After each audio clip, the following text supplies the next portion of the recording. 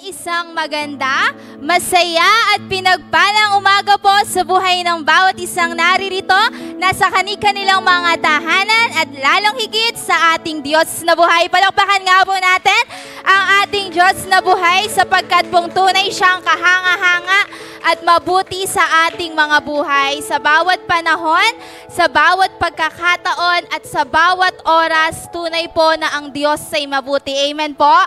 Tapat at tunay po na dakila sa ating mga buhay. Dumaan man po tayo sa iba't ibang pagsubok ng buhay, dumaan man po tayo sa iba't ibang bagyo, karamdaman o sakit, tunay po na nanatili pong mabuti at tapat ang ating Diyos na buhay. Sabi nga po sa Philippians 4 verse 6, do not worry about anything. Instead, pray about everything. Tell God what you need and thank Him for all that has done. Let gratitude fill your heart for all that God has done for you. The struggle is real, so is God. Tunay po na may pagsubok, pero totoo rin po na may Diyos tayo na sasalba po sa ating mga pagsubok. Kaya po sa oras na to, ibigay po natin ang the best na papuri, the best na pasasalamat sa ating Diyos na buhay.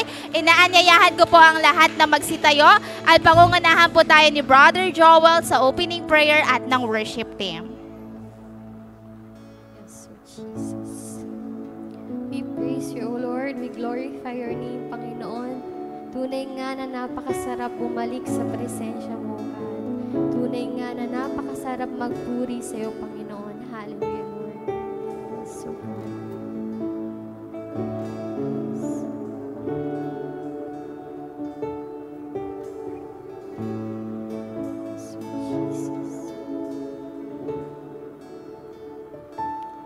Nanunumbalik sa iyong paglingap, hindi nadalangin ang iyong pagtanggap, hinahanap ang iyong katuwiran, niyayakap ang iyong kalooban. Nanunumbalik sa iyong paglingap, di nadalangin ang iyong pagtanggap, hinahanap ang iyong katuwiran, niyayakap ang iyong kalooban. O maghari ka, maghari ka, maghari ka, Panginoong Jesus, maghari ka sa buhay ko, sa buhay ko, sa puso ko, Panginoon.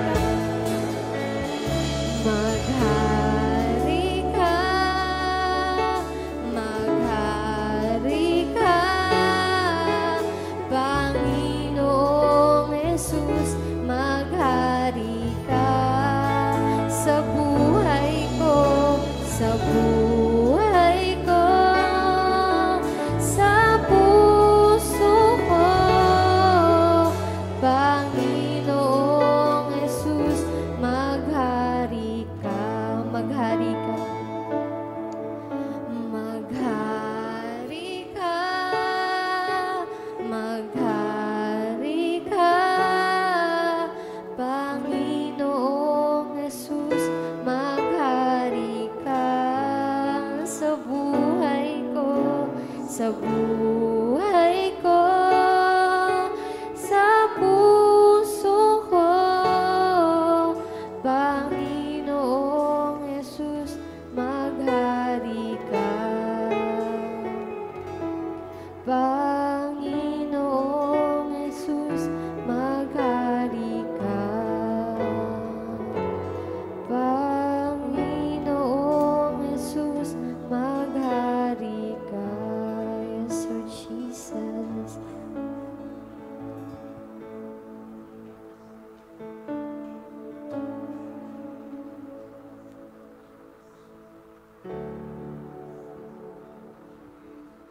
Yan, tayo po'y manalangin.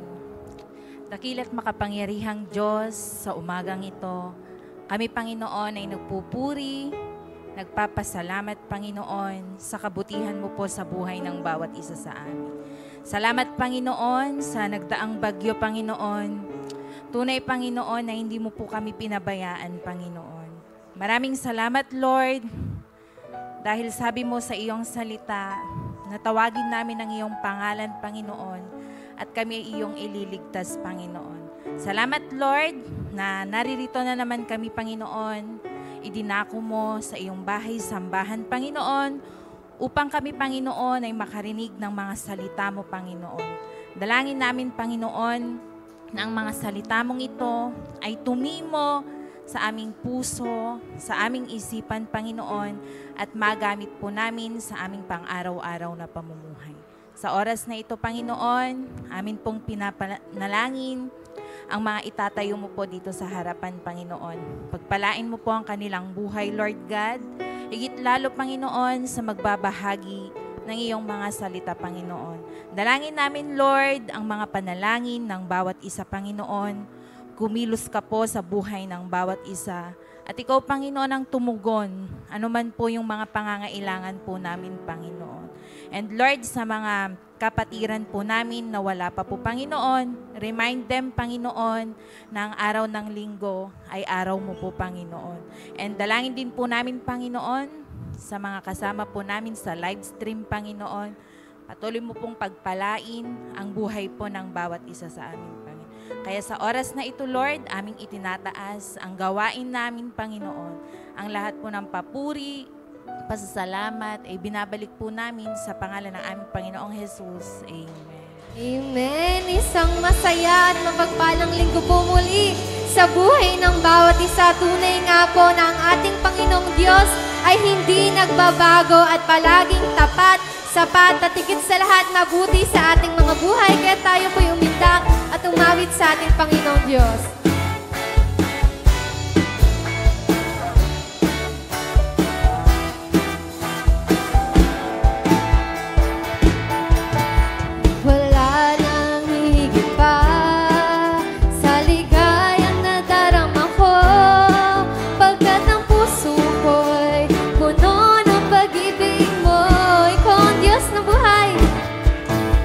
Ikaw ang Diyos na buhay, ang papuri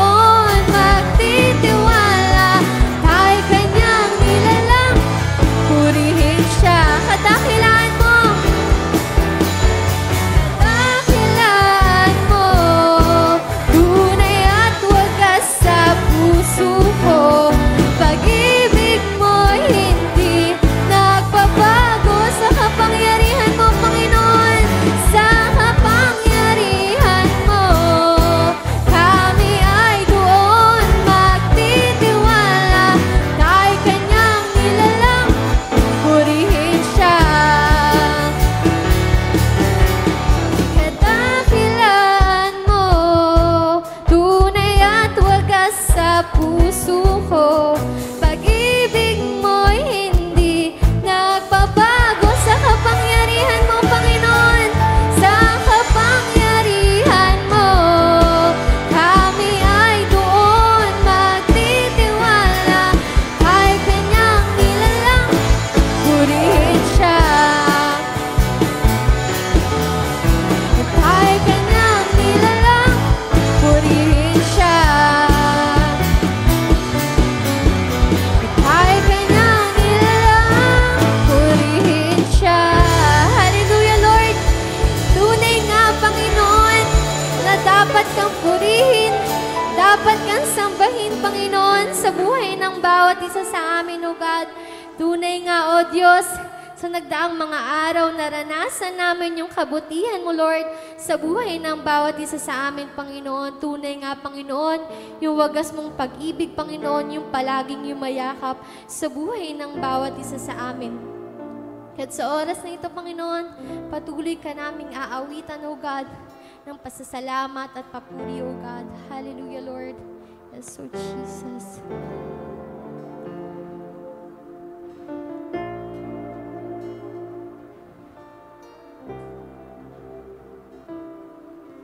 Sadyang kay buti na ating Panginoon, magtatapat sa habang panahon, maging sa kabila ng aking pagkukulang, biyaya niya'y patuloy na laan. Katulad ng pagsinag ng gintong araw, patuloy siya nagbibigay tanglaw. Kaya't sa puso ko't damdamin, katapatan niya'y aking pupurihin. O dakila ka, Panginoon.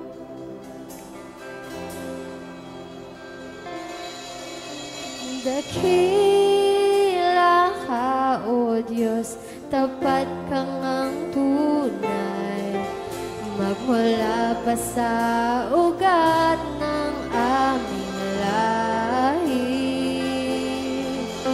Mundo'y magunaw man, maaasahan kang lagi, maging hanggang wakas nito buhay ka na wakas. Kaya, O Diyos, ika'y aking pupurihin, sa buong mundo'y aking awitin. Dakila ang iyong katapatan, pag-ibig mo'y walang hanggan, walang hanggan. Dakila ka, O Diyos, tapat kang ang tunay, magmula pa sa ugat ng aming lahi. Mundo'y magunaw man, maaasahan kang lagi, maging hanggang wakas nitong buhay. O dakila ka, O Diyos, tapat kang ang tunay, magmula pa sa ugat ng aming lahi. Mundo'y magunaw man, maaasahan kang lagi, maging hanggang wakas nitong buhay. O dakila ka, Diyos, sa habang panahon.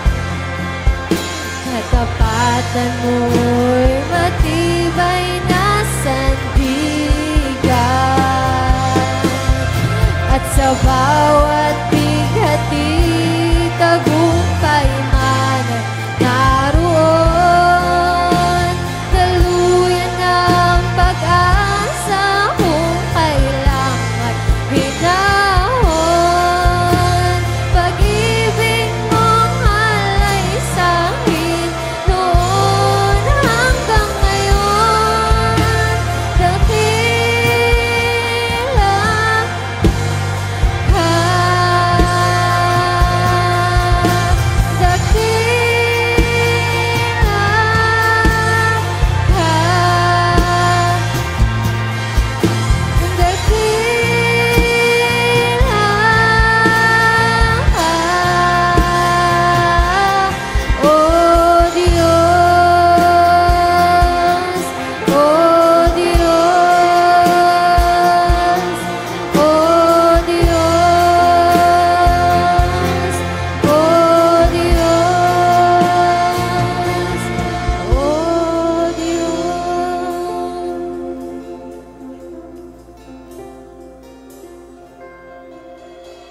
at sa bawat bighati tagumpay man ay naroon.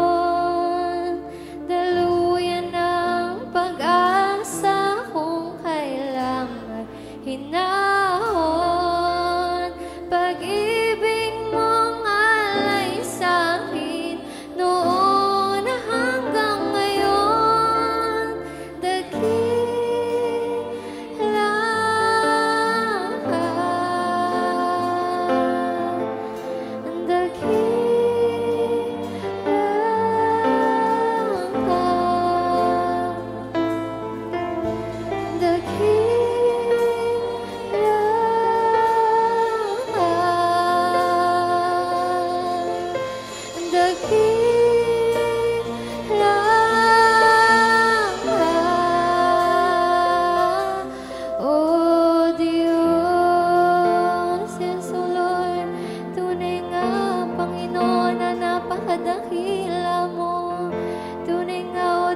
na hindi ka nagkukulang, O God. Hallelujah. Yes, Jesus. Ikaw lang ang pag-asa ko, tanging ikaw ang buhay ko, Jesus.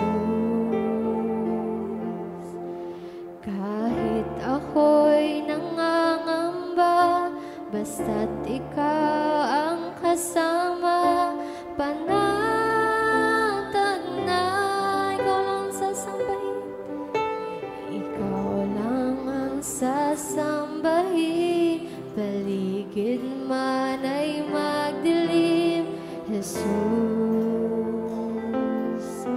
Kahit may suliranin man, palagi kong aawitan. Ikaw lamang, o kahit kailan, kahit kailan, di ka nagkukulang. Biyaya mo sa amin laging laan, ang pag-ibig mo sa'kin walang hanggan. Inibig mo ako noon pa man yan sulod.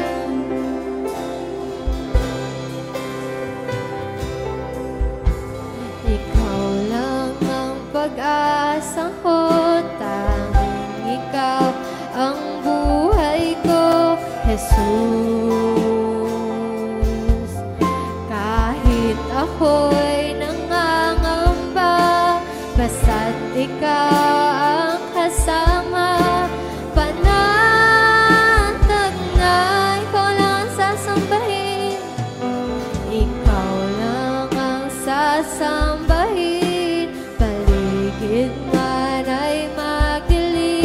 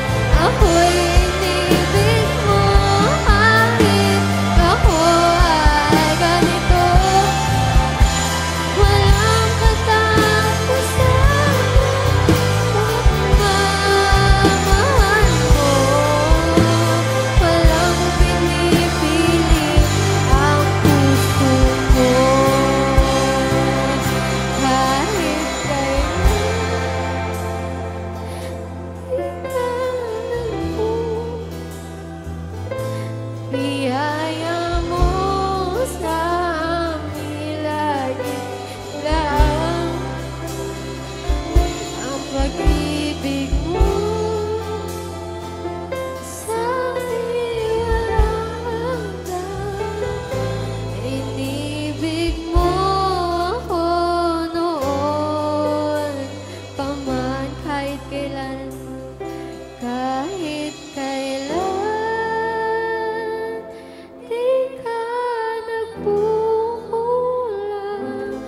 Biyaya mo sa amin laging laan. Ang pag-ibig mo sa akin walang hanggan.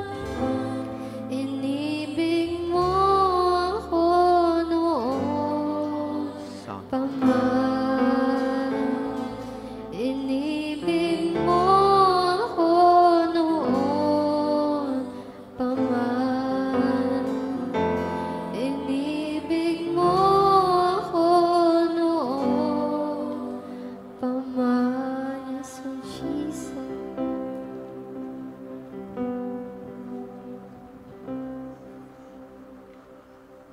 Yes, O God, kami po ay nagpapakumbaba po sa inyong harapan. Nabubuhay lamang po kami sa inyo pong biyaya at grasya. Tulad po namin inawit, kayo lamang po ang aming pag-asa. Kung paano niyo po sinamahan si Noe nung siya po'y nasa barko. Kung paano niyo po sinamahan si David nung nakipaglaban siya kay Goliath. Kung paano niyo po sinamahan si Daniel nung nasa kulungan ng leon. Maraming salamat din po na lagi namin kayong kasama. Kung paano nyo tinunaw yung bagyo noong nakaraang linggo at walang napinsala sa lugar na ito, ganun nyo po kami sinasamahan. Maraming salamat po sa pagmamahal nyo po sa amin. Kami po ay naligtas dahil sa inyong grasya. At ngayong pong umaga, nagkakaisa po kami sa panalangin. Samahan nyo kami. Hindi lamang po kami maging aming bansa. Alam namin, hindi po perfect ang aming bansa. Nakakasala po kaming mga Pilipino. Pero salamat, kayo po may hawak ng kinabukasan ng aming bansa. Salamat po. Ang sabi nyo po sa Kawikaan 19:21, ang mga tao, maraming pinaplano, maraming iniisip, binabalak. Ngunit, ang kalooban nyo pa rin po ang magaganap. Lord, let your will be done sa aming bansang Pilipinas. Sapagkat si Jesus ang Panginoon ng aming bansang Pilipinas. Si Jesus ang Panginoon ng Luzon, Visayas, Mindanao, ng pamilyang Pilipino. Kaya payapa kami, panatag kami, hawak mo po ang aming kinabukasan. At nabubuhay lamang po kami sa patnubay po ng inyong salita. Lagi kami nagpapaturo araw-araw. I-guide nyo kami. Salamat po na hindi lamang kaming nasa bansang Pilipinas, bagay mga OFW, lahat ng konektado sa iglesyang ito pagpalain. Lord, tulad po ng panalangin ni Jabez, bless niyo po kami. Palawakan niyo po ang aming mga territory. Palawakan niyo po ang aming mga impluensya. At iligtas palagi kami sa kapahamakan, kasama ng pamilyang Pilipino. Pinupuri ka namin, dinadakila ka namin. Kayo palagi ang maitaas sa aming mga buhay. Mababa po ang aming sarili. In Jesus' name we pray. Amen and amen. So, glory to God. At sabihin niyo po sa inyong katabi ay magandang umaga. Amen. So, tayo po ay nagpapasalamat sa Diyos sapagkat nang una, answered prayer tayo. Masyado po tayo nag-alala nung nakaraang linggo do sa balitang bagyo, pero wala naman natanggalan ng bubong sa atin. Amen? So, di ba blessing po yon na napakamahal ng yero. Marahil may bumili dito ng lubid, pero mura lang ngayon. Ang mahalaga, wala pong natanggalan ng yero. Saka po yung kabuhayan natin. Di ba? Kasi nung mga nakalipas na panahon, naalala ko po noon, Ulysses yata yung bumagyo. Pati po itong charts, tanggal yung 2 yero. Tapos yung mga kabuhayan ng tao dito, barangay natin, ang dami natanggalan ng yero. So, di ba tayo po ay namighati din noon. Pero salamat sa Lord na siya pa rin na may control ng lahat ng bagay. Huwag po nating ilagay sa ating kamay. Hindi natin control ang ating buhay. Hindi natin control ang ating pamilya. Hindi natin control ang ating bansa. Ang Diyos lamang po ang may hawak niyan. At sabi nga po sa Jeremiah 29 verse 11, ako lamang ang nakakaalam ng mga plano sa inyo, mga plano hindi nyo ikasasama, kundi sa ikabubuti, para dulutan tayo ng punong-puno ng pag-asa. Minsan, talagang may panahon ng paglilinis. Amen. At may panahon ng pagsubok, pero hindi naman lagi ganon. Mahalaga, habang tayo nabubuhay, narinig natin yung tinig ng Diyos. Mahalaga nasa ilalim tayo ng kalooban ng Diyos sapagkat ang lugar na ligtas kapag nasa ilalim tayo ng kalooban ng Diyos. Amen? Yung alam natin na ginagawa natin yung purpose ng Diyos sa buhay po natin. At maraming salamat po sa inyo pong pag-share. At marami pong naaabot na kaluluwa.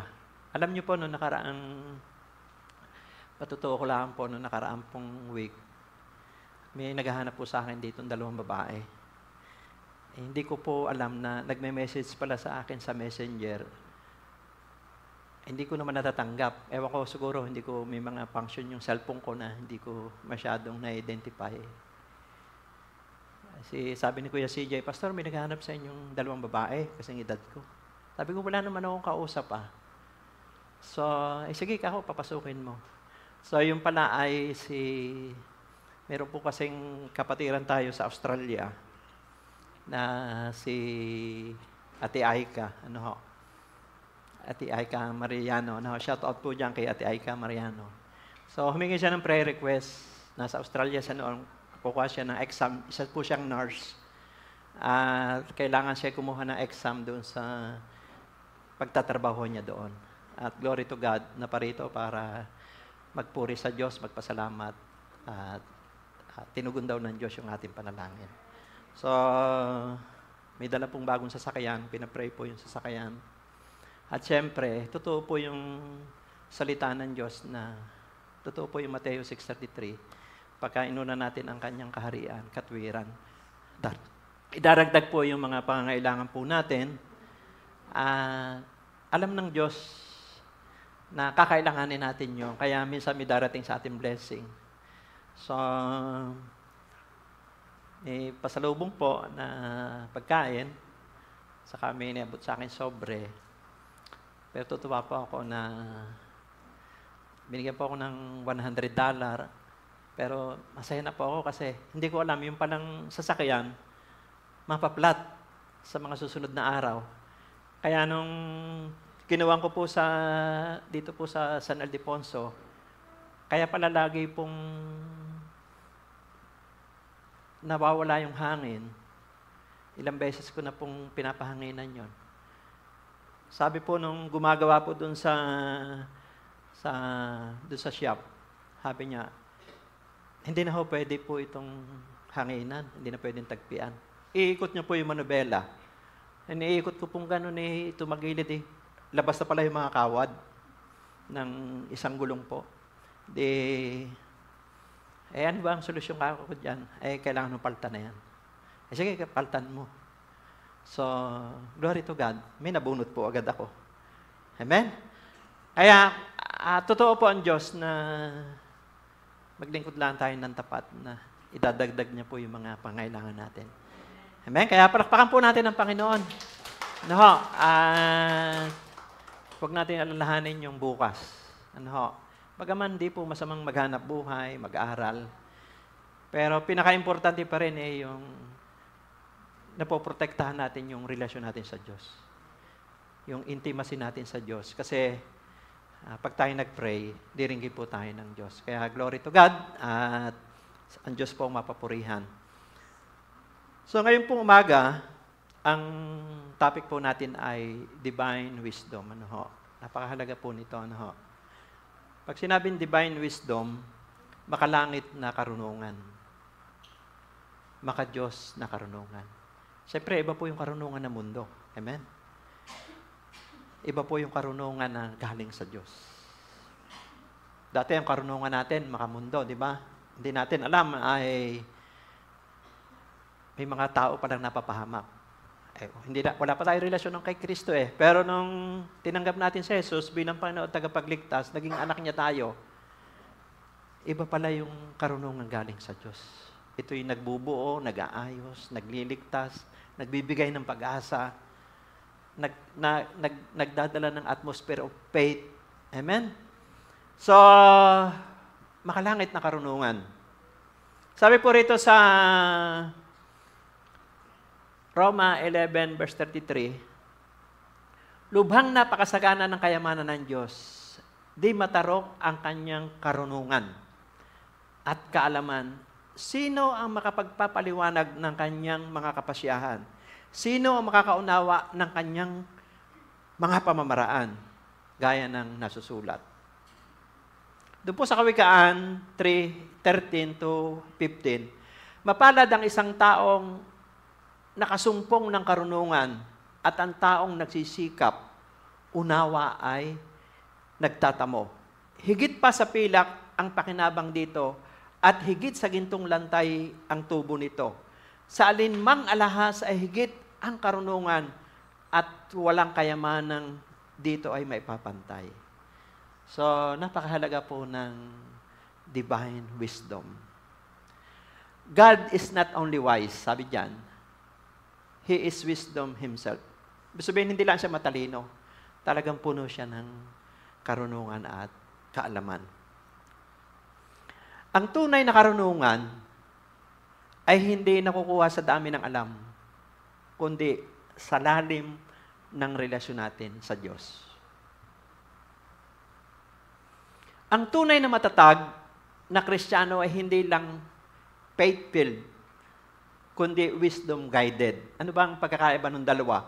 Pag sinabing faith-filled, halimbawa, nagkasakit po tayo. Siyempre, gusto natin gumaling. So, kumilos ang Diyos ng supernatural, gumaling tayo. Hindi po masama yun. Hindi po masama yun. No? Kasi kailangan natin ng faith. Ano yung pagkakaiba ng wisdom-guided? Ang pagkakaiba po nito, iniingatan natin ang ating sarili para hindi tayo magkasakit. Amen? Hindi po masama yung faith. Build faith. Kasi ang Diyos talaga ang supernatural. Kailangan din natin ng doktor, gamot, balance po tayo. Ang wisdom-guided naman, ang wisdom-guided ay siyempre, prevention is better than cure. Amen? Diba? Kaya nga may kaya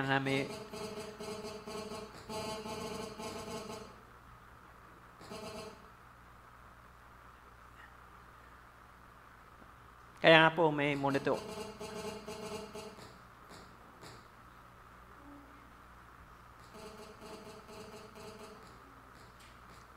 Hello. Ayan. So, glory to God pala.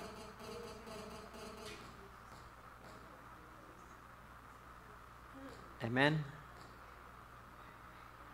So,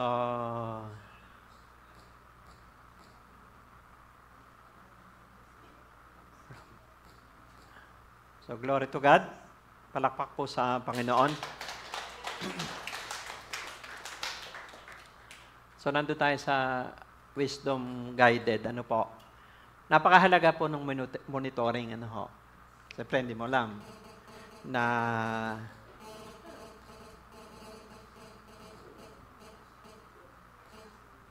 so, glory to God.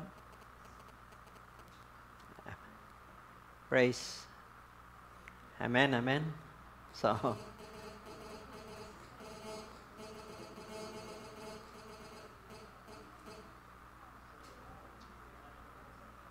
hello.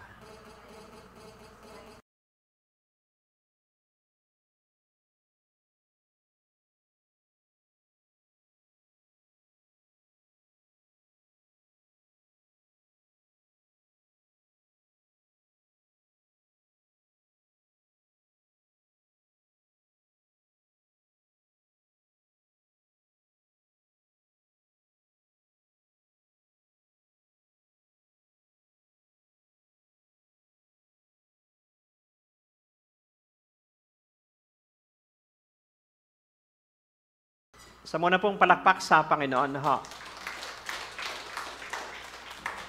Pag sinabi pong wisdom guided, yung bang namomonitor natin,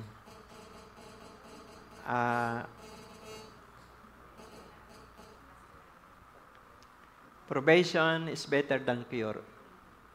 Parang, halimbawa, tayo, namomonitor natin, baka high blood na tayo. Kaya minsan, mabibigla na lang tayo, bigla inatake na lang tayo, di ba? So, kailangan po, sabihin mo sa iyong katabi, wisdom guided. Praise God.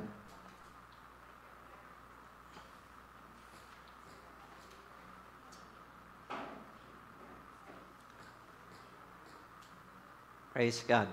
Amen?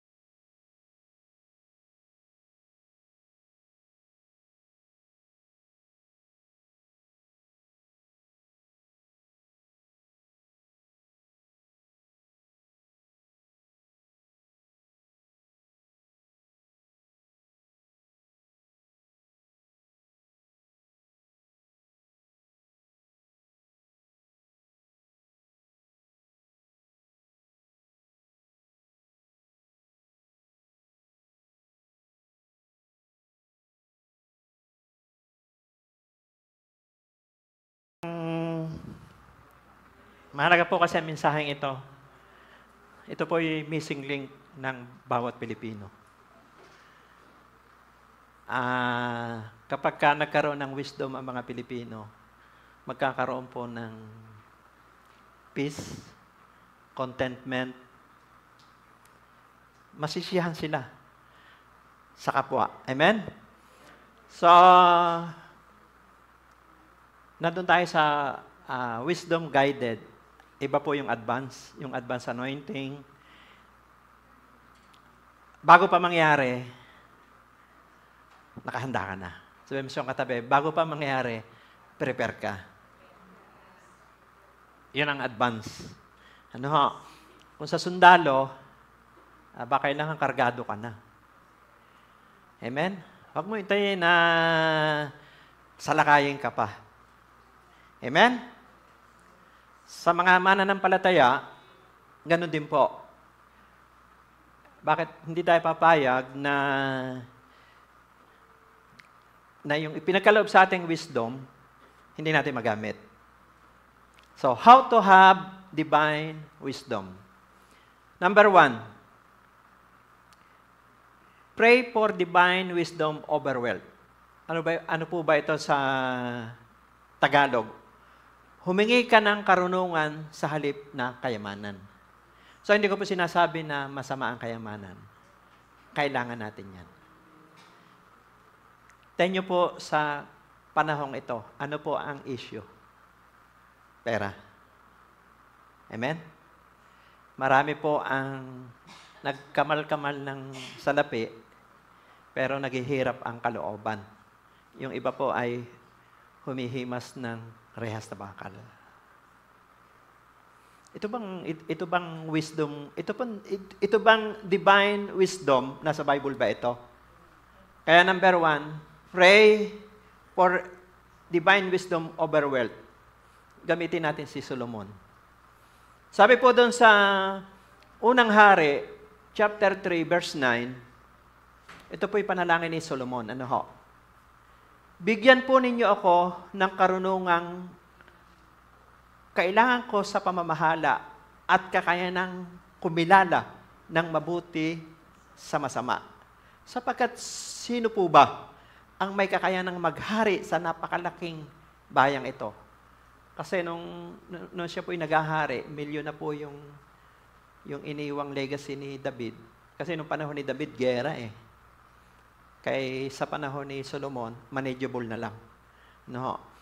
So kung imamanage na lang niya. At ito po yung maganda kay Solomon eh. Ito po yung mga hiniling ni Solomon eh. Sabi diyan, anak nandyan yan. Ang hiniling ni Solomon sa Diyos, hindi para sa kanya sarili. Hindi rin siya humingi ng mahabang buhay. Hindi rin siya humingi ng kamatayan ng kanyang kaaway. Hindi rin siya humingi ng kayamanan. Ang hiniling niya ay karunungang kumilala ng mabuti at masama. Hello? Grabe itong anak ni David pong ito. Dito po sa unang hari, 3:10-13, dahil ito ang hiniling ni Solomon, nalugod sa kanya si Yahweh at sinabi sa kanya, dahil hindi ka humiling para sa iyong sarili ng mahabang buhay o kayamanan o kamatayan ng iyong mga kaaway, kundi ang hiniling mo'y karunungang kumilala ng mabuti sa masama. Sabi po doon sa verse 12, ibibigay ko sa iyo ang hiniling mo. Bibigyan kita ng karunungan na walang kapantay. Maging sa mga nauna, sa mga susunod pa sa iyo. Ibibigay ko rin sa iyo ang mga bagay na hindi mo hiningi. Kayamanan at karangalang hindi mapapantayan ng sino mang hari sa buong buhay mo. Amen? So, alam naman pala ng Diyos yung pangangailangan natin eh. Yung lahat ng hindi hiningi ni Solomon, binigay sa kanya. Kaya nga yung number 1 puntos sabi po doon, pray for divine wisdom over wealth. Kung ano ang ating hinihiling sa Diyos, iyon ang naglalantad ng tunay na laman ng ating puso. Amen? Kung ano, yung hinihingi natin palagi sa Diyos, yun ang naglalantad na tunay na laman ng ating puso. Ano po? At nakita po natin yung pabor po ng Diyos kay Solomon. Ano ho? Lahat ng hindi niya hiningi, binigay po ng Diyos.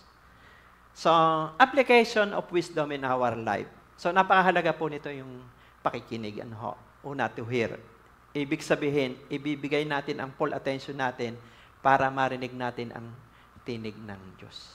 Siyempre, salita ng Diyos, tinig po ng Diyos yan. Kasi sobrang ingay po ng mundong ito. Sobra. Sabi mo siya katabi, sobra. Kaya dapat talaga may panahon tayo ng pananahimik. Minsan talaga dapat pumunta ka sa isang lugar. Minsan ay nag-iisa ka. Kasi ang buhay Kristiyano, hear and obey eh. Baka larga tayo ng larga, pagod na tayo. Hayaan mo na, umupo ka muna. Sabi mo sa katabi, umupo ka muna. Pakinggan natin mabuti yung nais ng Diyos sa atin.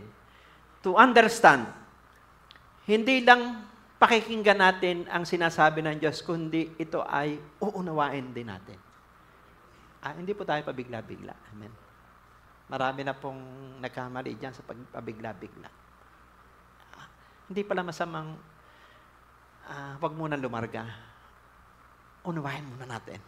Amen? Dahil ang tao, nature po natin, emotional eh. Di ba pagka biglang sumilakbo yung emotion natin, gusto agad gawin natin eh. Kagad-agad. Pero pinapakita rito na unawain muna natin. To obey and respond. Ibig sabihin ay hindi lamang tayo makikinig, kundi uunawain at gagawin din natin. So, hindi po masama yung slowly but surely. Amen? Kasi siyempre, mag-uubos tayo ng panahon, oras. Amen? Pero kung sigurado, payapa tayo. Amen? Pusong marunong makinig, pusong umuunawa, pusong sumusunod. Marami na pong specialist, mga kabataan, marami na pong nabigla. Amen? Pero ang Diyos, yung grace, yung habag, ay lagi po nandyan. Pwede naman bumangon. Pwedeng magsimula uli. Hello? Ito po, mensahe ito para sa buong Pilipinas po ito eh. Amen? Wisdom begins when we stop talking and start listening. Yun daw pong karunungan ay matuto muna tayong tumigil, magsalita. Amen? And start listening. Di ba minsan pag may kausap tayo ay pakinggan muna natin yung tinig ng kausap natin. Kasi minsan sa totoo, gusto natin ay hindi pa tapos magsalita yung tao. May sasabihin agad tayo eh. Amen? Hello? Pero tinuturoan tayo dito ng Diyos. Kahit po ako, tayong lahat. Wala po exempted dito. Ayun po ay pagpapatunay na may wisdom. Pag marunong tayong magsimulang makinig. Maraming tao ang naliligaw. Hindi dahil hindi sila marunong manalangin, kundi hindi sila marunong makinig. Amen? Eh, lahat ng tao nananalangin at nagdadasal eh. Pero, ang pagkakaiba lang noong meron tayong intimacy sa Diyos, naranasan natin yung kapakanakang spiritual, encounter sa Diyos, narinig natin yung banayad na tinig po ng Diyos o tinig ng Holy Spirit. Conviction. Amen?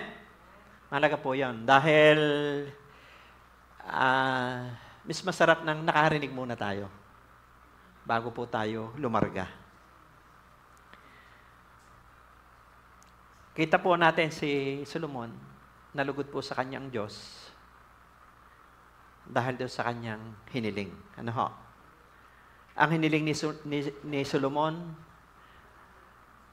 ay hindi pang sarili, kundi para magamit niya sa purpose ng Diyos at paglilingkod sa Kanya, sa paglilingkod sa Diyos at sa tao.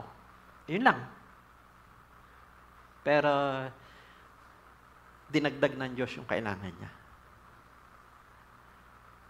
Alam ng Diyos na kakailanganin niya yun. Hello, kanina po nabanggit ko na yung Mateo 6:33. Ano po? Alam niyo po, makikita natin yung pagkakaiba ni Solomon doon sa binatang mayaman sa Biblia. Ano? Pag binasa niyo po yung Mateo chapter 19, meron dong isang binatang mayaman na nagtanong sa Panginoong Hesus kung paano siya magkakaroon ng buhay na wala hanggan. Ang sabi ng Panginoong Hesus, ano ba ang nasusulat? Sabi po ng binata, ano po bang ibig sabihin noon? Sabi po ng Panginoong Hesus, huwag kang papatay. Huwag kang magnanakaw. Huwag kang mangangalunya. Huwag kang magsisinungalin. Igalang mo iyong ama't ina. Mahalin mo iyong kapwa. Sabi po nung binatang mayaman, nagawa ko na po lahat yan. Kung ganon, umuwi ka, ibenta mo yung iyong ari-arian, at pagkatapos, bumalik ka rito at sumunod sa akin. Ngayon po, itong binatang mayaman ay nalungkot. Umuwi at dahil sa sobrang yaman niya ay hindi niya po nagawa yun. Ulitin ko, hindi po masama ang yumaman. Ang mahalaga, narinig natin yung gusto po ng Diyos sa atin. Hello. Kaya nga sabi ng Panginoon, mas madali pang pumasok sa butas ng karayom yung kamelyo kaysa isang mayaman. Mahirap daw maligtas yung mayaman. Amen? Hindi ko sinasabi na hindi tayo yumaman. Mas maganda nga mayaman tayo kasi mga anak tayo ng Diyos. Maglilingkod tayo. Ang tinutukoy doon, mahirap. Sinabi mismo yan ng Panginoon Jesus. Masahin niyo po yung Mateo 19. At nakikita natin yan sa nangyayari sa panahong ito. Hello. Puro issue, puro pera. So ano ang pagkakaiba ng dalawa? Ang mensahe kasi dito, ang mensahe dito ay sino ang pinapahalagahan natin? Yung bang giver o yung give? Hello? Ano yung pagkakaiba ng dalawa? Si Solomon, pinili niya ang karunungan. Pero, binigay ng Diyos yung kayamanan. Hello? Ito naman pong binatang mayaman, pinili niya ang kayamanan na wala pati kaluluwa niya.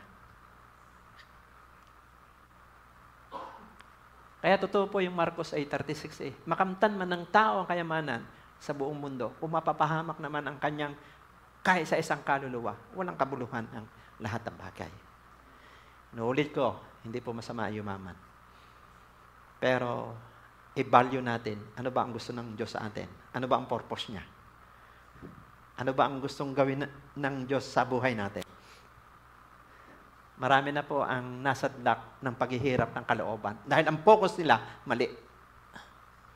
The more na kung ano yung hinahabol mo, the more yung po yung nawawala. Sabi po rito sa Mateo 10:39, ang nagsisikap na mapanatili ang kanyang buhay, ang siyang mawawalan nito. Ngunit ang mawalan nito ng kanyang buhay, alang-alang sa akin, ay makakamit nyo. Amen? Sa ibang salin, yung nagsisikap na ma-maintain natin ang buhay natin, dahil doon na tayo nakapokus, the more naman tayo nawawalan. Pero, kung ibigay natin ang ating buhay sa Diyos, the more naman, binibigay ng Diyos yung ating kailangan. Hello? Palakpak po sa Panginoon. Ho. Yun po yung, ano po yung number 1? Ano po? Yan. Number 2.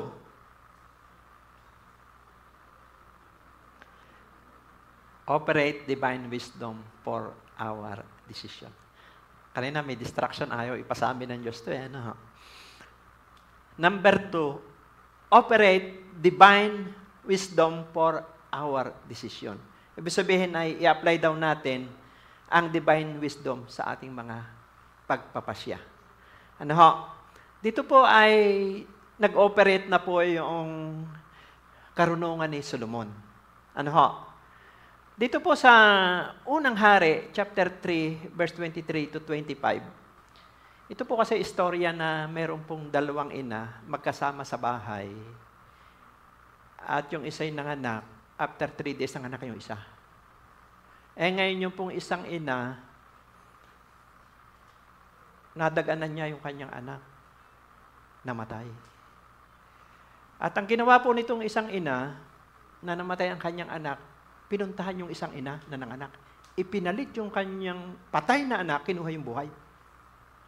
At yung ina na pinaltan yung kanyang anak, nung mamasdan niya, hindi ito yung anak ko. Hindi ito ang anak ko. Namasdan niya. At nakarating yung usapin doon sa hari. Amen? Sabi po rito sa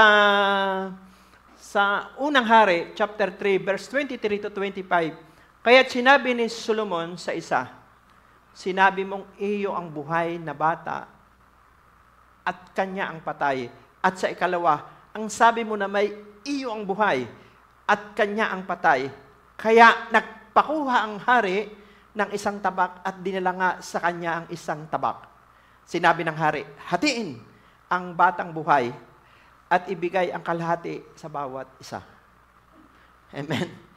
Kasi ito po'y nag-aagawan eh. Sabi ng isa, iyo ang patay, akin ang buhay. pareha sila. Mainit po yung pagtatalo. Napakahirap po na magdidesisyon po kayo. Unang-una, bilang hari si Solomon, unang-una, walang testigo. Sabihin mo sa katabi, walang testigo. Walang ebidensya. Kung sa Pilipinas ngayon, walang resibo. Amen? Kahit mag-ingay ka na mag-ingay, kung walang resibo, wala po yun. Hindi po pinapakinggan sa batas po natin sa Pilipinas po yun. Pero dahil po, ito pong si Solomon, ay meron po siyang divine wisdom.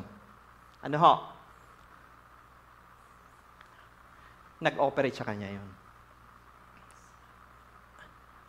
Di ba sabi niya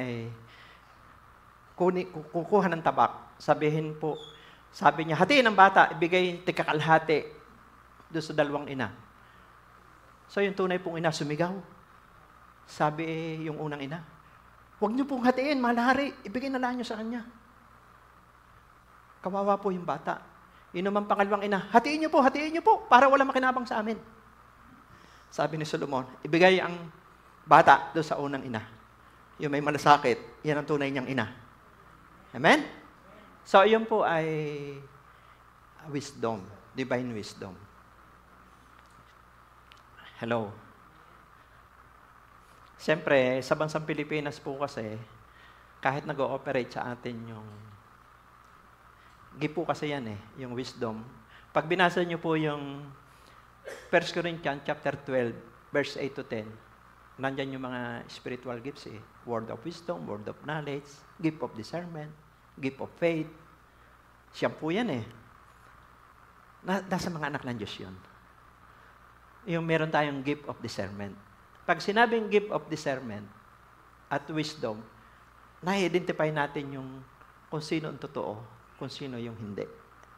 Kung ano yung tama at mali. Yun ang hiniling ni Solomon Bigyan niyo po ako ng karunungang marunong kumilala ng mabuti at ng masama.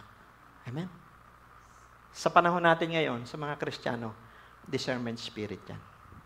Amen? Kailangan nag-ooperate po sa atin yan. Para walang madidisip po sa atin. Hello? Palakpak po sa Panginoon.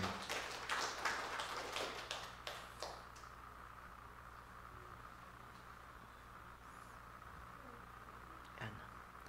Ang taong marunong umamin ng kakulangan niya sa harapan ng Diyos ay sila yung mga taong handang tumanggap ng pagpupuspos ng Diyos. Amen? Marunong umamin. Yan ang problema sa ating bansa. Walang umaamin. Amen? Hello? Pero sa mga Kristiyano, walang mawawala sa atin kung tayo umamin. Amen? Kahabagan pa nga tayo ng Diyos Di ba yun ang sabi po doon sa Kawikaan 28, verse 13? Ang sabi doon ay, ang nagkukubli ng sala ay hindi mapapabuti. Ngunit, kahahabagan ng Diyos ang nagbabalik loob at nagsisisi. Manalangin tayo, humingi tayo ng karunungan sa Diyos, kagaya ni Solomon. Sabi po rito sa Santiago 1:5, ngunit kung ang sino man sa inyo ay kulang sa karunungan, humingi siya sa Diyos at siya'y bibigyan sapagkat ang Diyos ay nagbibigay ng sagana at di nanunumbat. Amen? Hello? Kanina po habang sumasamba tayo, hindi po si Solomon. Naalala ko si Josaphat Nung sasalakayin siya ng si King Josaphat sa ikalawang kronika po yan, chapter 20. Sasalakayin siya ng 3 malalaking bansa, Amonita, Mobita, Edom. Nanalangin siya. Sabi niya, manalangin tayo, mag-ayuno. Sabi niya sa Juda, maliit lang po yung Juda Pagtutulong-tulungan siya ng malalaking bansa. Ang sabi po niya sa Diyos, Lord, hindi po namin alam ang aming gagawin. Amen? Hello? Pero ang ginawa ni Josaphat na nanalangin, ibinuhos ng Diyos ang karunungan. Narinig niya ang tinig ng Diyos. So sabi lang po ng Diyos sa kanya, yung mga Levita, paunahin mo lang yan, mag-aawitan. Para yung music team, palakpakan natin ang music team. At ginawa lang po ni Josaphat yung narinig niya sa Diyos. Ilagay mo sa unahan yung Levita, nagpupuri sila. Habang sila po ay nagpupuri, Grabe, narinig po ng Amonita, Mobita, Edom, yung kanilang kantahan. Sila po yung nagpatayan. Amen? Hello? Ginulo ng Diyos. Kasi nga, iba po yung pag-iisip ng Diyos kaysa pag-iisip natin. Sabi po sa Isaiah 55 verse 8 to 9. So, naging matagumpay sila. Siyempre, sa una natakot. Pero yung wisdom ng Diyos kay Hosapat, manalangin. Kasi, pag ang una mong nilapitan ay Diyos, wisdom po yun. Amen? Kagaya ni Solomon. Palakpakan po natin ang Panginoon. At sila po yung nagtagumpay. Kaya, ipagtatanggol ng Diyos ang ating bansa. Amen? Sapagkat marami po mga anak ng Diyos ang nananalangin. Ang bawat maliliit na hakbang ng pagsunod ay malaking hakbang naman ng pagtitiwala sa Diyos. Ano po? So, ang bawat maliliit na hakbang ng pagsunod ay malaking hakbang ng pagtitiwala sa Diyos. Para po yung flashlight. Nakakita na po kayo ng flashlight. Pag nag-flashlight kayo, yung unang step lang ang nakikita natin eh. Hindi natin nakikita yung parang blueprint, yung hangganan ng ating pupuntahan. Pero ang mahalaga, nakakahakbang tayo. Sabihin mo siya yung katabi, mahalaga nakakahakbang tayo. Di ba pag nagpa-flashlight ka, unang step lang. Ang nalalakaran mo lang yung tinatamaan lang ng flashlight. Hindi mo nakikita yung unahan. Kaya nga, ang bawat maliliit na hakbang ng pagsunod ay malaking hakbang naman ng pagtitiwala sa Diyos. Hello? You don't know the plan. You just need to know the planner. Hindi mo alam ang plano, pero kilala mo ang nagplano. Para bang, hindi natin alam yung blueprint, yung kabuuan. Amen. Di ba, minsan kasi ang tao, Lord, sino ba mapapangasawa ko? Saan ba ako titira? Amen. Ano ba yung aking trabaho? Di ba, minsan ang tao, napupuno ng alalahanin eh. Pero minsan, nangyayari sa atin, hindi natin alam yung plano, pero mahalaga, alam natin yung nagplano. Siya po yung magpapalayo. Sapat na po yung kakayanan. Kasi hindi naman talaga, sabi sa Biblia, hindi talaga ipinaalam sa atin lahat ng Diyos. Kasi gusto po ng Diyos, magtiwala po tayo sa Kanya. Alam ng Diyos ang mangyayari sa buhay natin. Basta konektado tayo sa Kanya, huwag tayong alis sa purpose. Kahit may pagsubok at problema, kumapit tayo sa Kanya. Sa ating bansa, wag po kayong mag-alala sa ating bansa, Pilipinas. Kontrolado po ng Diyos yan. Maingay ang mundo. Ang mga tao maraming iniisip at pinaplano, binabalak. Tingin nyo po, ang kalooban pa rin ng Diyos ang magaganap. Bakit? Ang Diyos ay Diyos ng kapanahunan. Walang sino man tao. Amen? Ang may-ari ng Pilipinas ay Diyos. Siya may control. Siya naglalagay ng namumuno sa kapanahunan. Mabuti man yan o masama, mahalaga. Siya ay Diyos ng kapanahunan. Ang kailangan na natin manalangin. Huwag natin yung blueprint. Amen? Ang tao minsan pinapangunahan ng Diyos. Ganito ang mangyayari. Di ba sabi doon sa Santiago 5:13 to 15, ganito ang mangyayari pagpunta ko doon. Kikita ako ng ganito. Ganito ang mangyayari. Puro kanyon. Imagination. Pero sabi doon, hindi natin alam ang bukas. Ang buhay parang usok lang. Amen? Kaya kung sasabihin daw natin kung loloobin ni Lord, sapat na po na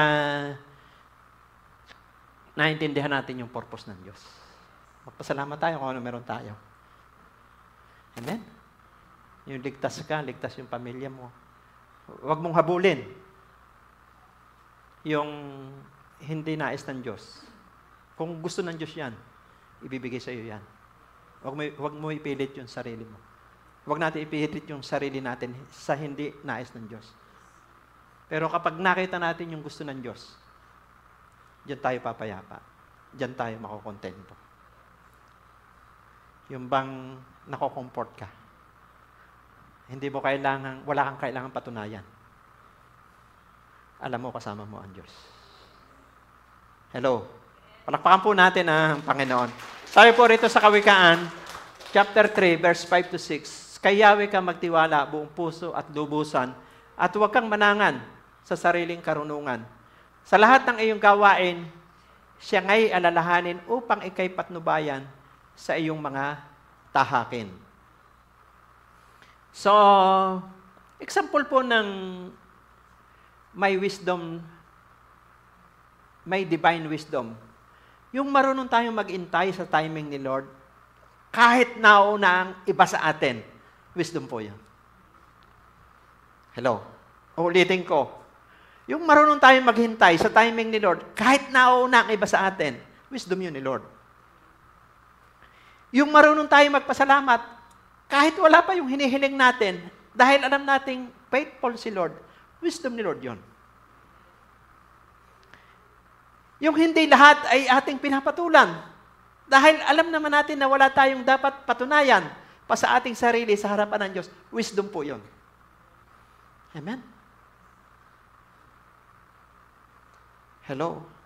Powerful nga po yung pananahimik. Eh. Amen? Sabihin mo siyang katabi, powerful po yung pananahimik. Eh. Amen? Ay, yung ating bansa kaya maingay kasi nga nagre-react eh. Hello? Pero kung nagpe-pray ka, papayapa ka. Sabi nga sa Philippians 4:6, huwag kang mabalisa sa anumang bagay. Manalangin ka, kapayapaan ni Kristo maghahari sa ating puso. Yung nananatili tayong matatag, kahit minsan hindi natin naiintindihan na nangyayari. Wisdom po yun, Lord. Palakpakan po natin ang Panginoon. So, pangatlo na po tayo. Ano? Number 3. Let others see divine wisdom in us. Hayaan daw nating makita ng mundo, ng mga tao, ang wisdom ng Diyos nasa sa atin. Ano ho? Di ba, sabi po rito sa verse 28, tenyo po, sa verse 28 ng unang hari, 3:28, napabalita sa buong Israel ang hatol na iginawad ng hari at lahat ay nagkaroon ng paggalang at takot sa Kanya. Nabatid nilang taglay niya ang karunungan ng Diyos upang humatol ng makatarungan. Amen? Nakita. Kaya nga po, hayaan nating makita ng iba ang wisdom na nasa sa atin. Makita ng ating kaklase, makita po ng ating katrabaho, makita ng ating pamilya, makita ng community. Hello? Yun lang naman po pagkakaiba natin eh. Bakit ba tayo pumupunta rito, sumasamba? Bakit ba tayo nag-cell group, nagdi-discipleship? Kasi nga, alam natin yung value ng buhay. Alam natin yung pinapahalagahan natin. Kung ano yung priority natin. Diyan pumapasok po yung wisdom. Kaya nga, di ba, Kawikaan 9:10, ang pagkatakot sa Diyos, masimula ng karunungan. Ang divine wisdom ay nagiging testimony sa mundo, kagaya po ni Solomon. Actually, hindi lang naman si Solomon eh. Kahit sina Daniel, grabe, kay Daniel, nag-ooperate din yung gift of wisdom, yung gift of interpretation. Amen. Kaya nga po, yung mga hari, nakukumbinsi eh. Amen. Di ba si Daniel, kasama sila sa papatayin eh. Ni Haring Nebuchadnezzar eh. Si Shadrach, Meshach, Abednego. Kasi hindi may paliwanag yung panaginip ng hari eh. Pero nanalangin sila eh. Ipinahayag ng Diyos kay Daniel. Yung gift, yung wisdom, yung gift of interpretation. So, sabi po nung hari, totoo ang Diyos ni Daniel. Amen. Inuutosan ko na manali kayo. Hello. Kaya tayo po mga Kristiyano ay kaya nating mamuhay na nasa mahal ng Diyos yung bansang Pilipinas. Pinagpe-praylaan natin sila. Amen. Ang Diyos ang kikilos niyan. Kung sino nakaupo, ipag-pray natin. Susunod, nakaupo, pag-pray natin. Amen. Kagaya ni Daniel. Si Daniel, ang daming presidenteng napaglingkuran eh. Hello. hindi na tayo kasama doon sa padagdag pa sa problema ng ingay ng mundo. Hindi perfect po yan. Pero yung prayer natin, kagaya ni Daniel, na sila ay inihulog sa kulungan ng leon, pinaparusahan, pero never na nagkritiko sila. Pakinggan niyo po basahin mo ang Biblia kay Daniel, never siya nagsalita ng against sa kanyang hari. Si Joseph, ganun din, never na nagsalita siya. Pero ang mga yan, nag-operate yung wisdom ng Diyos. Dapat po ganun ang Kristiyano. Sabi mo sa katabi, dapat ganun ang Kristiyano. Ang Diyos ang bahala dyan. Ang Diyos ang naglalagay, nag-aalis. Pag masama yan, ang Diyos ang mag-aalis dyan. Pero pagka tinawag ng Diyos yan, para kang sumikat sa tulis ng kawayan. Hindi mo mapapabagsak yan. Bakit? Diyos ang pumili. Amen? Pag Diyos ang naglagay na weapon form against us. Kahit sino sa atin. Pag tinawag ka ng Diyos, hindi ka pwedeng pabagsakin ng sino man. Pag tinawag ka ng Diyos, may wisdom ka ni Lord. Palakpakan po natin ang Panginoon. Sa bahay, sa trabaho, sa eskwelahan, sa social media, pwede tayo maging larawan ng divine wisdom. Paano makikita ang wisdom ni Lord sa ating mga buhay? Sa ating kababaang loob, nakikita nila ang kapangyarihan ng Diyos sa ating mga buhay. Doon sa pagpapakumbaba. Isa po sa anointing po ng church natin, yung pagpapakumbaba. Amen? Kasi po, ayan ang problema ng mga tao eh. Alam niyo po ba na si Satanas, kung alam niyo po ang story ni Satanas, siya po ay magandang nilalang. Mababasa niyo po yan sa Ezekiel 28, sa Isaiah 14. Magandang nilalang siya eh, anghel siya eh. Ang pangalan niya Lucifer. Ang problema, gusto niyang umupo sa trono ng Diyos. Gusto niyang pantayan ang Diyos. Amen? So, ang ginawa ng Diyos sa kanya, tinapon siya dito sa lupa. Kasama po ng kanyang mga kampo. Kaya nagrebelde sila. At ngayon, naghahanap sila ng damay. Kaya alam niyo po ba yung rebelding espiritu? Basta rebelde. Spirit ni Satan yan. Sa trabaho man, nagre-rebelde ka sa trabaho mo, sa kumpanya mo, hindi sa Diyos yan. Nagre-rebelde ka sa bansa, hindi sa Diyos po yan. Ayan yun. Ang tawag po dyan, Absalom Spirit. Pag sinabing Absalom Spirit, ito po yung panahon ni David, nakaupo si David, anak niya si Absalom. Nagrebelde po si Absalom. Gusto niya siya umupo. Kinakausap niya mga tao, sabi niya, kung ako lang hukom, matutulungan ko kayo. Pangalawa, may jealousy spirit siya. Jealousy. Yun ang spirit ng Absalom. Jealousy, tapos yung rebelde. At pangatlo, hindi siya marunong mag-intay. Kung gusto niya kaagad-agad, umupo. Amen? Ano nangyari sa kanya? Matay siya. Bakit? Diyos ang Diyos ay kapanahonan eh. Hindi niya maintay na mamatay si David. Hindi niya maintay matapos yung term ni David. Habang si Absalom ay sakay sa kanyang hayop, sumabit po yung kanyang ulo sa sanga. At pinatay din siya ng isang kawal ni David.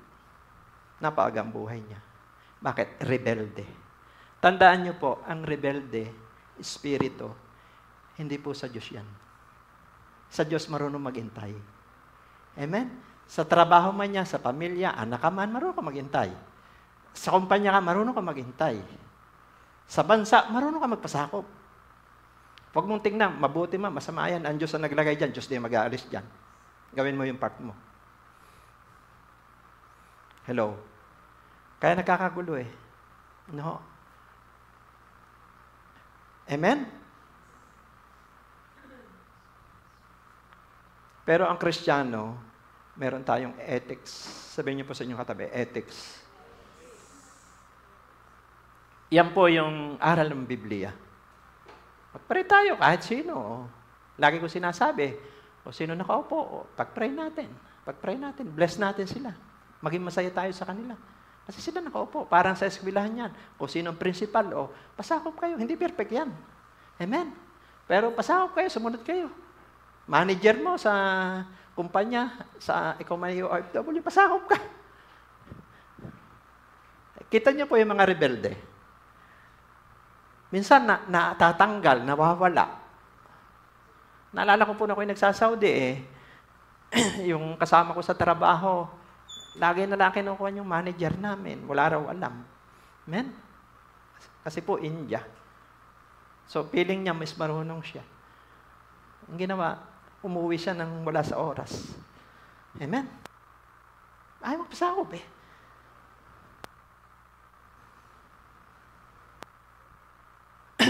yung mga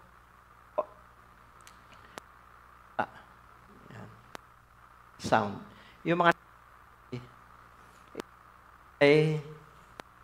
pero merong spirit. Praise God. Marunong maghintay. Sa isang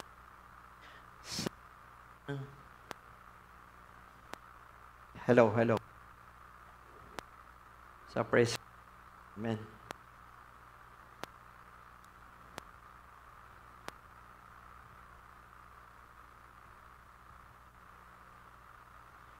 Praise God, ano po. So, ayaw talaga marinig nyo.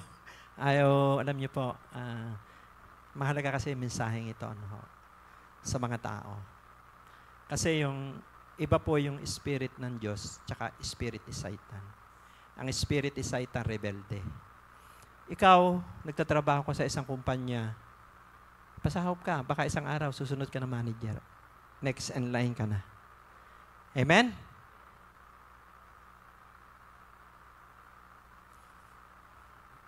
Ikaw ay kabataan, pasakop ka sa magulang mo. Kasi darating din isang araw, magiging magulang ka. Hello? Amen? Ginawa po ni David yan. Naghintay siya ng perfect time. Yan po yung mga great leader. Pero yung nangangagaw ng posisyon, naku po, kawawa po yung mga pamamahalaan niya. Sapagkat magsasuffer po yun. Sapagkat hindi po ayon sa kalooban ng Diyos. Sariling lakas. Amen? Kaya tayo po, hindi ko po ito maituturo sa inyo kung hindi ko po ginawa. Saan man po ako makarating, naranasan ko pong magpasakop, sumunod. Ngayon, kung hindi mo kaya, paalam ka ng maayos. Amen? Di ba, doon po sa mga trabaho, majority sa trabaho ito Kahit sa gobyerno, kung hindi mo kaya, magpaalam ka. Kasi manira ka, di ba? Kaysa nakakatulong ka, nakakawasa ka. Hello? Mas malaking tulong, magpaalam ka na lang. Amen? Hello? Yun po kasi ethics Ito po tinuturo ko sa discipleship dito, yung ministerial ethics. Kasi pagka nakuha natin yung ethical na pamumuhay, magiging matagumpay ang buhay natin. Amen? Grabe. At yung promotion, maranasan po natin. Ginawa po yan Jesus. Pagaman siya ay Diyos, siya po yung nagpakumbaba, natutuhan niyang sumunod sa kalooban ng Diyos. Amen? So ano po ba yung paano na makikita ang wisdom ni Lord sa ating mga buhay? Sa kababaang loob. Number 2, sa ating pagpapatawad, nakikita nila ang grace ni Lord. Yung grasya, yung habag, yung mercy. Diba? Kaya nga sabi ng iba, hambay ka ng mga Kristiyano, diba? Hello? Kasi, unang-una, sa atin, kasi wala naman perfect, nagkakamali tayo. Madali lang sa atin na magpatawad at humingi ng tawad. Amen? Kasi grace ni Lord yun Sa ating malalim na relasyon sa Diyos, nakikita nila ang pag-asa sa ating mga buhay. Hindi mo alam, yung mga salita mo, pag-asa nila Magulang ka, Salita mo, pag-asa ng mga anak mo. Ikaw ay anak, inspirasyon ka ng magulang mo. Hello. Hindi mo alam, mga kaibigan mo. May impluwensya po tayo. Hindi, ang sukatan naman ng Diyos, hindi yung marami kang kaibigan, marami nagla-like sa'yo, marami kang follower. Kung ano yung binigay sa'yo ng Diyos, maging tapat ka doon. Ginagawa mo yon ng ang Diyos ang napaparangalan. Palakpakan po natin ng Panginoon. Ang mga taong may wisdom po ni Lord, ayan, dito tayo magtatapos. Umaamin ng pagkakamali. Yung may wisdom, umaamin ng pagkakamali. Kaya, kita niyo po, alam niyo po ba yung spirit na umiikot sa bansa? Hindi po marunong umamin ng pagkakamali. Totoo po yan. Lahat tama. Amen? Pero sa mga Kristiyano, marunong tayo umamin. Marunong tayo, kasi hindi kabawasan yung marunong tayo umamin ng kahinaan. Lalo na sa mga lalaki, hindi po kabawasan yan. Hahangaan ka pa nga eh. Pagka marunong tayong tumanggap ng pagkakamali, hangaan ka pa ng iyong kapwa. Kasi pinapakita natin na sa grasyahan tayo ng Lord. Ang mga taong may wisdom, tinatalikuran ang kasalanan. Hindi lamang umaamin ng pagkakamali, tumatalikod. Talagang ayaw mo na. Kasi yun ang sisira sa buhay natin kasalanan. Makaka-apekto yan. Hindi lang sa'yo. Pwede rin maapektuhan ang pamilya mo. Pangatlo, pinaglilingkuran ng Diyos. Yan po yung may mga wisdom. Madaling tandaan, yung mga taong may wisdom, umaamin ng pagkakamali. Tinatalikuran ng kasalanan. Pinaglilingkuran ng Diyos.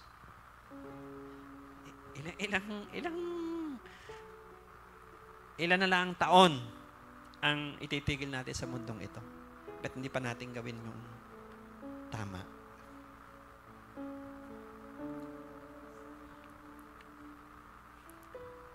Kailangan po tayo sa ating bansa.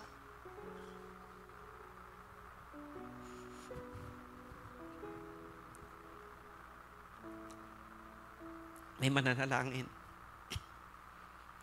So tayo po ay tumayo.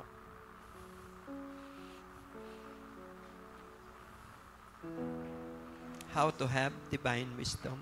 Pray for divine wisdom over wealth. Operate divine wisdom for our decision. Let others see divine wisdom. Lord, kami po'y nagpapakumbaba. Salamat po dahil may Diyos kaming nalalapitan. May tumutulong sa amin. Napapagtapatan namin. Napagsasabihan na namin ang tunay na kalagayan ng aming puso.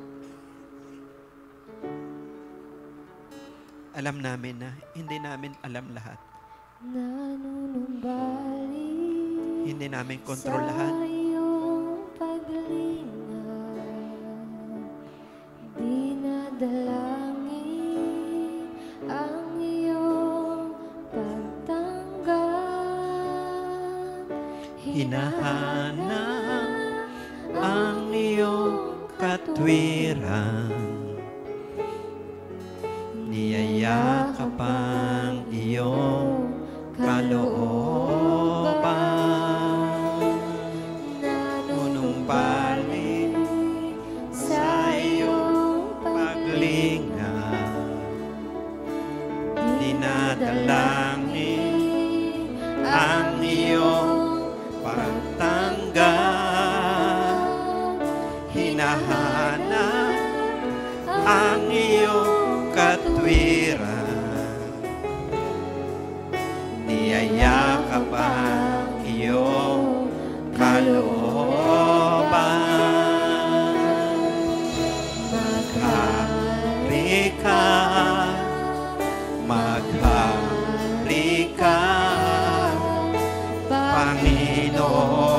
Jesus, maghari ka.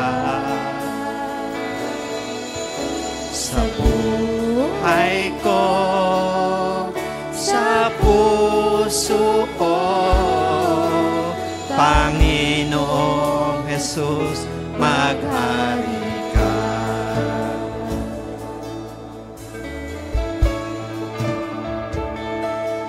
Nanunumbalik sa iyong paglingap. Gawin natin itong panalangin. Dalangin ang iyong pagtanggap, hinahanap ang iyong katwiran, niyayakap ang iyong kalooban. Maghari ka, maghari ka, Panginoong Jesus, maghari ka. Sa buhay ko, sa puso ko, Panginoong Jesus, maghari ka. Maghari ka, maghari ka, Panginoong Jesus, maghari ka.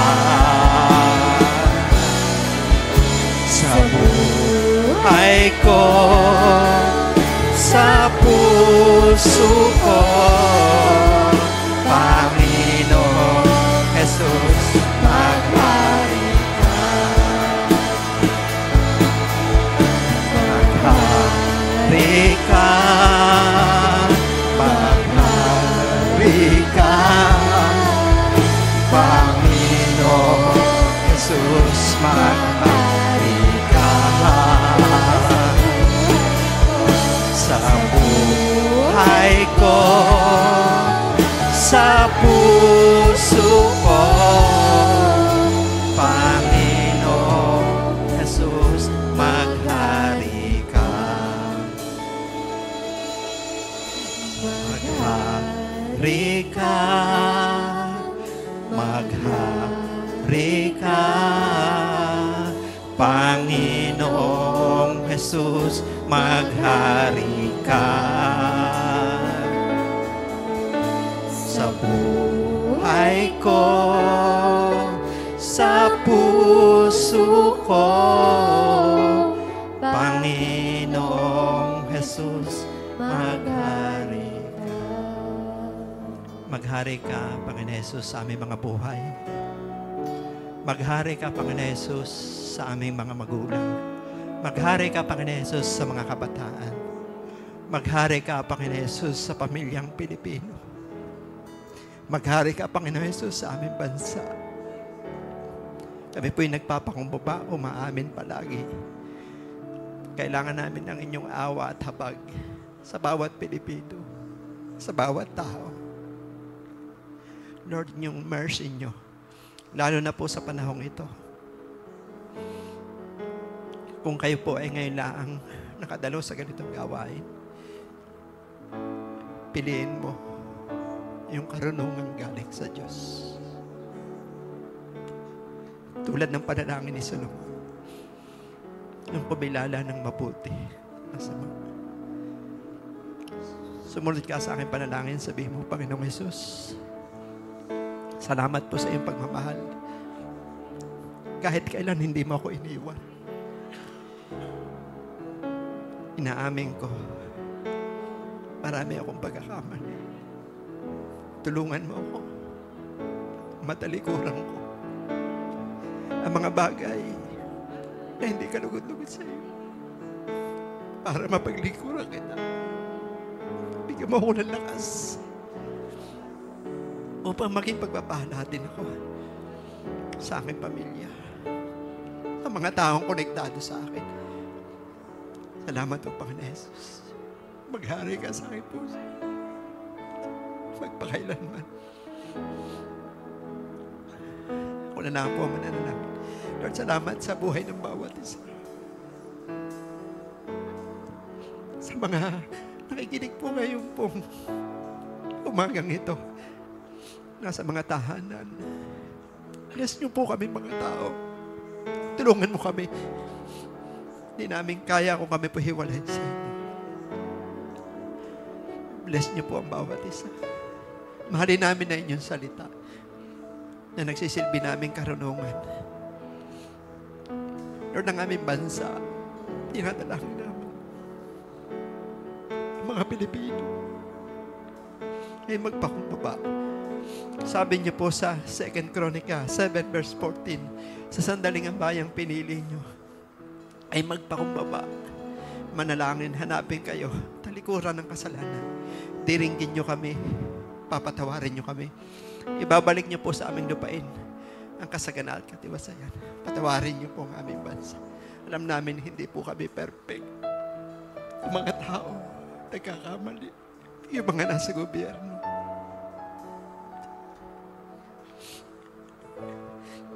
Dalangin po namin, huwag pong magsisihan ang mga Pilipino. Bagos magpakumbaba, umamin lamang. Dalangin namin po, Ama, yung nagaganap po ngayon. Rally, alam namin may saloobin sila. Pagtanggol niyo po ang gobyerno po ng bansang Pilipinas. Alang-alang po, Ama, sa mga anak at apo ng pamilyang Pilipino.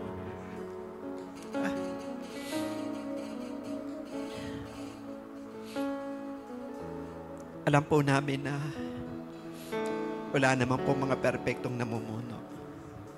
Naranasan namin, marami na pong naging leader ng aming bansa. Kaya Lord, dinadalangin namin ng aming Pangulo. Bless niyo siya. Bigyan niyo siya ng lakas. At sa kanyang panahon, gamitin niyo po siya.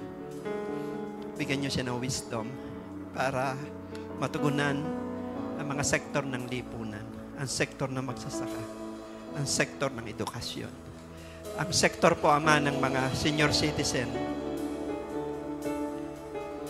ng mga kabataan.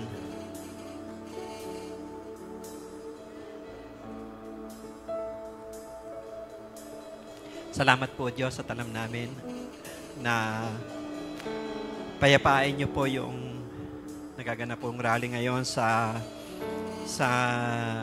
Luneta. At bigyan niyo po ng compassion habag ang bawat Pilipino. Isipin nila na lahat kami Pilipino, o Diyos. At kung ano man ay pinaglalaban ng bawat isa, Lord, ito po ay haplusin niyo ng inyong pagmamahal, o Diyos. At alam namin na matatag ang gobyerno po ng bansang Pilipinas. At kayo po ang naglagay nito.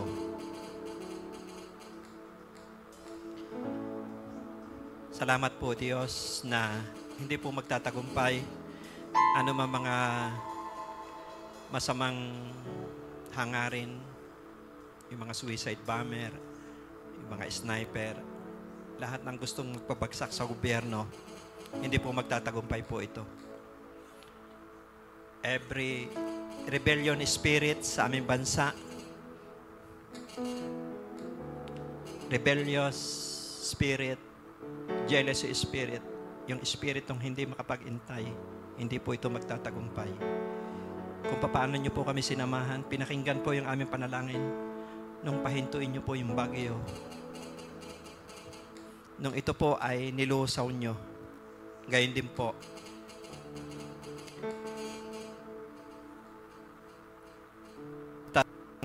Republika ng Pilipinas ay matatag, matibay. At matatapos po yung term ng aming Pangulo.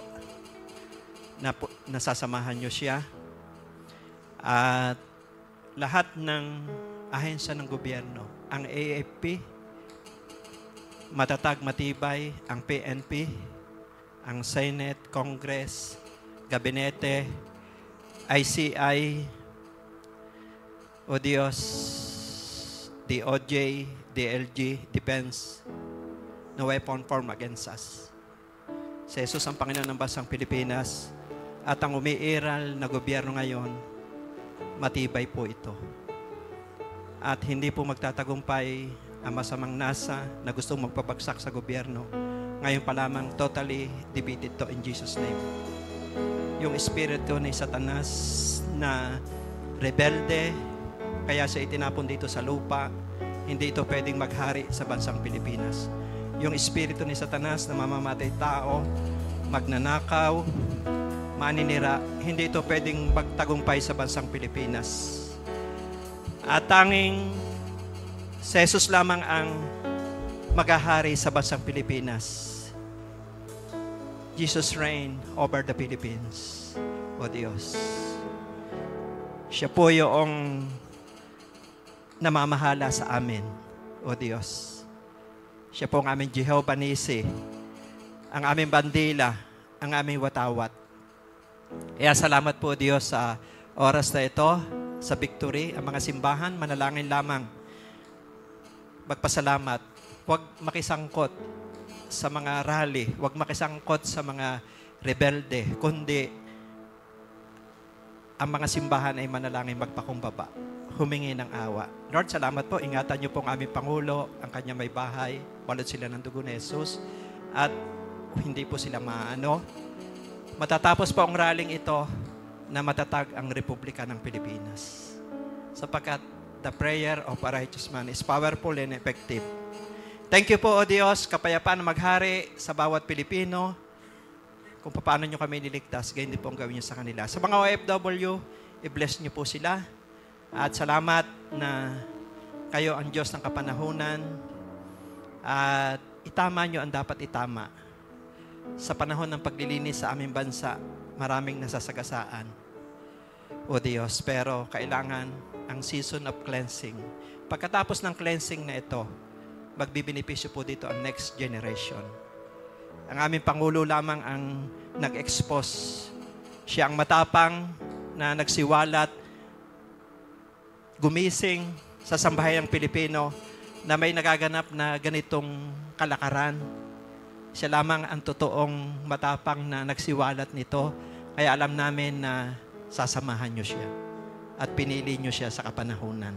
At hindi po magtatagumpay yung mga bilyonaryong sindikato, lalo-lalo na po yung mga sangkot sa kaso. O Diyos, hindi po magtatagumpay. Itatama niyo po sila. Iko-correct niyo sila upang hindi sila pamarisan at ang Pilipinas ay babangon alang-alang sa next generation. Thank you po. Yung habag, ipadaloy niyo po sa mga churches. Purihin ka, dakilain ka, i-bless niyo po ang OFW, i-bless niyo po ang mga simbahan sa ibang bansa. Salamat sa mga supporter. Salamat po sa mga followers. Wala kayong lalampasan. Lahat po ay pagpapalain nyo. Salamat sa victory. Salamat po sa Armed Forces of the Philippines, PNP. Matatag sila, matibay, MBI. At may intercept nila lahat anumang masamang plano ng kaaway sapagkat si Jesus ang kasama nila. In Jesus' name we pray. Amen and amen.